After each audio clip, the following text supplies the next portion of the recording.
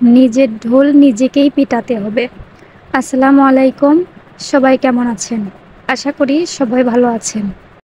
আপনার নিজের ঢোল আপনাকে নিজেই পিটাতে হবে, তাছাড়া আপনার ঢোলটা বাজবে না। আপনার নিজের সুনাম আপনাকে নিজেই গাইতে হবে, কারণ আশেপাশের লোকজন তো বদনাম করার জন্য রয়েই আছে।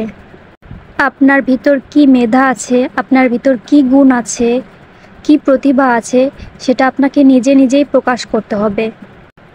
নয়তো কেউ আপনার প্রতিভা দেখে হিংসা করবে, সুনাম তো দূরেই থাক।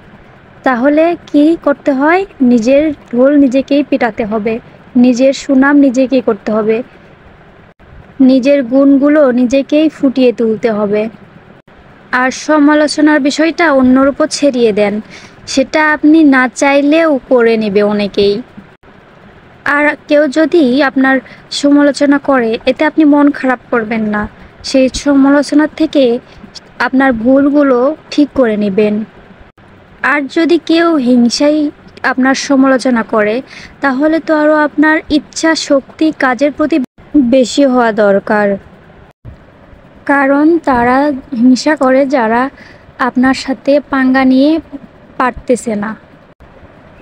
তাই তাদের কথায় আরও আপনার শক্তি মনোবল বেশি হওয়া দরকার। আর আপনার ভিতর যে প্রতিভা আছে সেটা আবারও বলছি, আপনি নিজে ফুটিয়ে তুলুন। লোকে কি বলবে, আমি এরকম করতেছি, লোকে কি বলবে, এই কথাটা ভেবে বসে থাকবেন না। আপনার প্রতিভাগুলো জাগিয়ে তুলুন।